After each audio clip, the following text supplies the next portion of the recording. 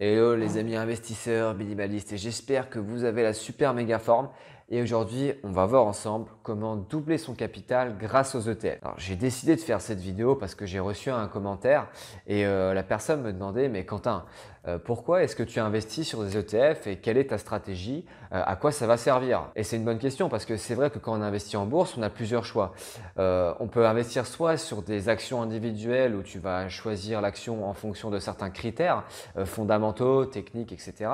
Ou bien soit tu vas aussi investir sur ce qu'on appelle des EPCVM, des SICAV, des FCP.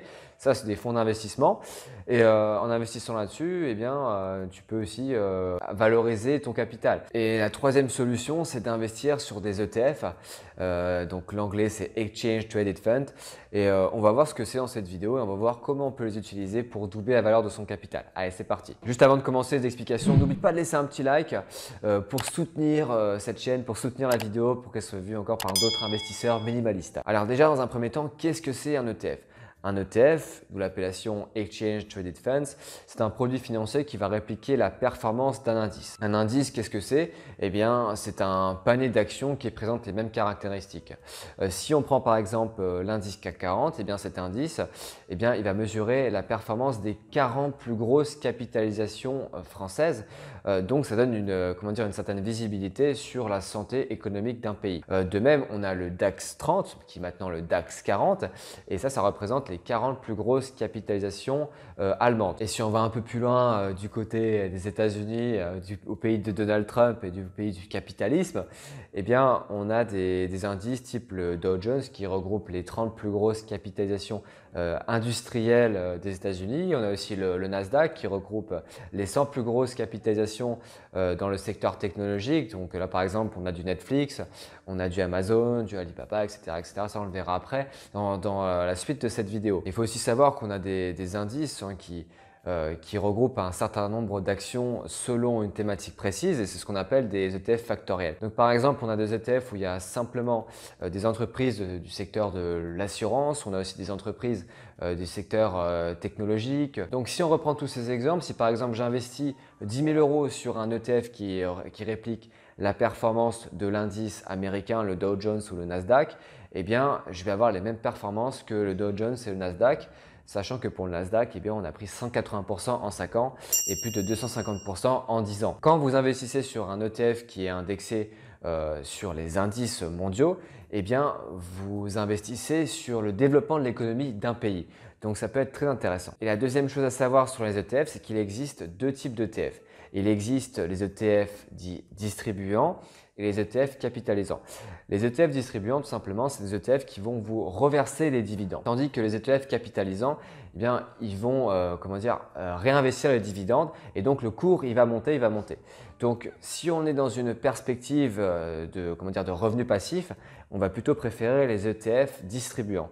Mais si vous êtes comme moi sûrement et que vous voulez développer la valeur de votre capital, que vous voulez valoriser votre capital, doubler, tripler, quadrupler votre capital sur un espace de 5-10 ans, eh bien, on va plutôt préférer les ETF capitalisants. Troisième chose également à savoir, c'est que il y a des risques effectivement sur les ETF, mais il y a beaucoup plus d'avantages que de risques.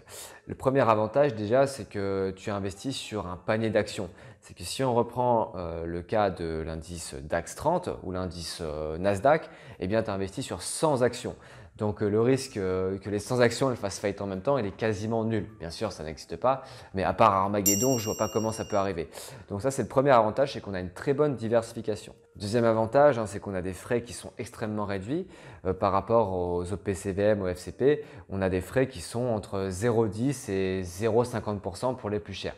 Mais c'est vraiment pas grand-chose sur une année, 0,50%, c'est vraiment pas grand-chose comparé à ce qu'on peut gagner. Et le troisième avantage d'investir sur les ETF, c'est que c'est vraiment 100% passif. Contrairement aux actions individuelles où tu as besoin d'analyser les ratios financiers, tu as besoin d'analyser le compte de résultat, le bilan, etc. etc.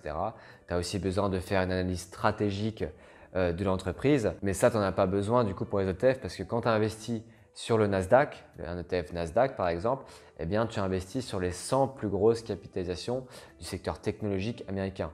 Donc, tu n'as pas besoin de faire tout ça, le travail est déjà fait. Et la quatrième chose à savoir sur les ETF, c'est qu'il y en a certains qui sont vraiment sympas, qui sont éligibles au PEA. Donc ça veut dire quoi? C'est que tu vas pouvoir acheter des ETF dans le PEA. Et je ne sais pas si tu vois venir, mais tu vas pouvoir en fait investir sur des actions américaines, des actions allemandes via les ETF DAX 30 et les ETF Dow Jones, etc. Tu vas pouvoir les mettre dans ton PEA et bénéficier d'une fiscalité incroyable, une fiscalité réduite au bout de 5 ans. Donc c'est pour ça que tous les ETF que je vais vous présenter maintenant, eh bien, ils sont éligibles au PEA. Donc voilà, on a vu un peu ce que c'était un ETF, on a vu que ça permettait de bien diversifier son portefeuille tout en profitant d'une fiscalité allégée si on investit via le PEA. Donc ce que je vous propose maintenant, c'est qu'on aille derrière mon écran et qu'on voit 4 ETF capitalisants qui sont plutôt sympathiques. Et voilà, on est maintenant derrière mon écran et on va voir ensemble déjà comment est-ce qu'on trouve les ETF. Et une fois que je vous aurai montré comment on fait, sur quel site on va, eh bien on va voir 4 ETF qui vont vous permettre de doubler votre capital en l'espace de 5 ans. Alors déjà, allez sur Google et vous allez taper Lyxor ETF. Lyxor, en fait, c'est la société qui émet les ETF, qui propose les ETF sur le marché. Donc vous cliquez sur le premier résultat, Lyxor ETF. On arrive sur la page d'accueil. On dit qu'on est un particulier. On va cliquer en haut à gauche sur trouver un ETF. Voilà, on continue à scroller un peu. Et là, on arrive en fait sur ce qu'on appelle un screener. Un screener, c'est un logiciel qui va nous permettre de filtrer les ETF en fonction de leurs caractéristiques. Donc, comme dit dans la partie théorique, eh bien, nous, ce qui nous intéresse, c'est des ETF qui sont éligibles au PEA pour profiter de la fiscalité avantageuse. Donc, en bas à droite, je clique sur PEA. Ce qu'on veut aussi, c'est des ETF capitalisants. Comme ça, on va pouvoir faire de grosses plus-values et doubler, tripler, quadrupler notre capital à moyen et long terme. Donc j'ai cliqué sur ces deux critères et maintenant on va voir un peu ce qui ressort. Alors moi j'ai déjà fait le taf un peu avant, j'ai fait un petit repérage sur les ETF qui pourraient nous intéresser.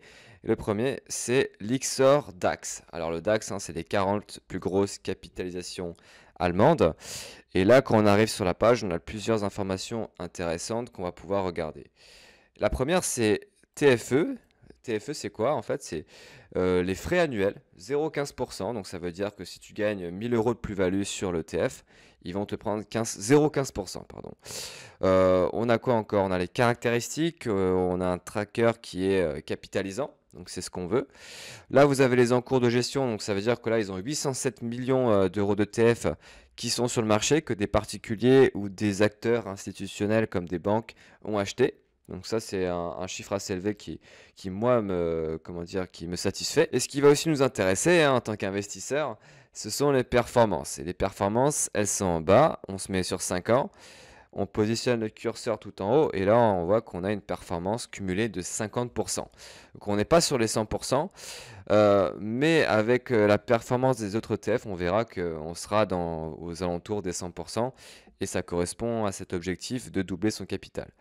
D'autres informations qui peuvent nous intéresser, c'est la composition de l'ETF. Et là, vous voyez qu'il y a pas mal d'entreprises allemandes. Peut-être que vous les connaissez, peut-être pas, hein, c'est pas grave.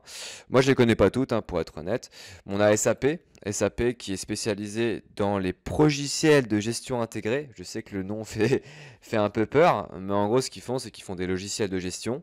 Donc, si tu travailles dans un cabinet comptable, eh bien, il y a de grandes chances que tu utilises SAP. Il y a aussi Allianz qui est spécialisé dans les assurances, assurance civile, assurance pro, etc. Bayer dans les laboratoires médicales, pharmaceutiques, etc. On a aussi Adidas spécialisé dans tout ce qui est habillement, chaussures, voilà, vraiment tout ce qui est fashion. Donc on a une performance qui est plutôt sympathique, 50% sur 5 ans. Moi j'ai prévu d'investir sur cet ETF dans un horizon plutôt moyen terme pour diversifier un peu mon portefeuille. Un autre ETF qu'on va pouvoir également voir ensemble, c'est le Lyxor Nasdaq. Je l'ai mis dans l'onglet déjà. Et ce Lyxor Nasdaq, il est investi sur les 100 plus grosses capitalisations technologiques US. Donc c'est un secteur qui est très volatile, très risqué, mais avec un énorme potentiel de gain. C'est ce qu'on va voir après. Et là encore, on a des informations qui sont plutôt intéressantes. On a 1 milliard en encours sous gestion, donc c'est plutôt sympa. En TFE, en taxe annuelle, frais de gestion, on a 0,22%. C'est vraiment correct. Franchement, c'est plus qu'abordable. Moi, j'aime bien. Au niveau de la politique de distribution, on est sur un tracker capitalisant. Donc c'est exactement ce qu'on veut. Là, si on scroll down un tout petit peu, on voit les performances sur 5 ans. On se met en haut et là, on voit qu'on a des performances de 180% sur 5 ans. Donc ça veut dire que si tu as investi 50 000 euros sur cet ETF au bout de 5 ans, eh bien, tu as quasiment triplé la valeur de ton capital. Tu es quasiment à 150 000, tu es environ à 130 000 euros de capital. C'est plutôt sympa. Et si on regarde la composition de l'ETF, on voit qu'on a des entreprises qui sont majoritairement à 99% technologiques, hein. On a du Apple, on a du Tesla, on a du Facebook, Nvidia, Intel. C'est des entreprises qui sont très dynamiques. Par contre, je vous mets en garde si vous êtes un peu, comment dire, si vous n'acceptez pas le risque et que vous avez peur à chaque fois que votre portefeuille il perd 1%, 2%, n'allez pas sur le TF Nasdaq, préférez plutôt le DAX, c'est moins volatile et vous passerez des meilleures nuits.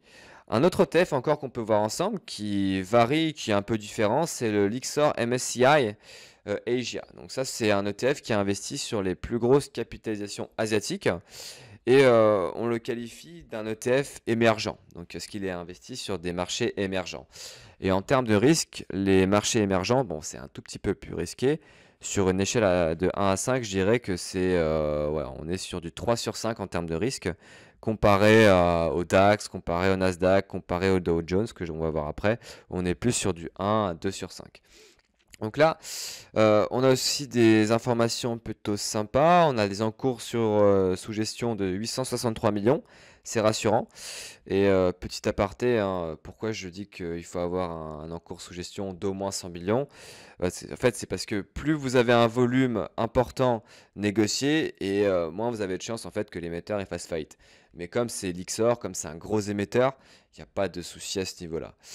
Au niveau des frais, on est à 0,6%. C'est un peu plus élevé que les autres. Voilà, sans pour autant être comme les frais de gestion style OPC, VM, FCP.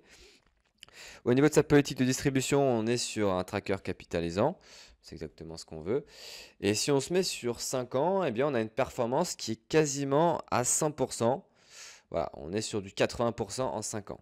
Donc plutôt sympathique. Et au niveau de la composition de l'ETF, on va toujours en bas. Et là, on voit qu'on a des entreprises asiatiques, hein, Taiwan Semiconductor Manufacture. Taïwan qui est un super pays d'ailleurs si vous voulez faire des petites excursions ou bien vous relaxer. À la Taïwan, c'est vraiment sympa. J'y étais. Vous avez aussi Alibaba. Alibaba hein, qui détient AliExpress, qui détient Alipay. C'est un retailer, hein, c'est l'équivalent de Amazon chinois en fait. Vous avez aussi Tencent. Hein. Tencent, c'est l'entreprise qui a créé WeChat. C'est le réseau de télécommunications de l'Asie, de la Chine. Pardon, pas l'Asie, hein, ils en ont d'autres, mais la Chine utilise WeChat et ça a été créé par Tencent. Vous avez aussi sinon la China Construction Bank et là c'est une banque chinoise dans laquelle aussi j'étais client quand j'étais à Beijing et d'ailleurs j'ai perdu ma carte bancaire à ce moment-là et je me suis retrouvé dans la merde pendant 3-4 jours. Je pouvais plus rien acheter parce que j'avais plus de compte en banque.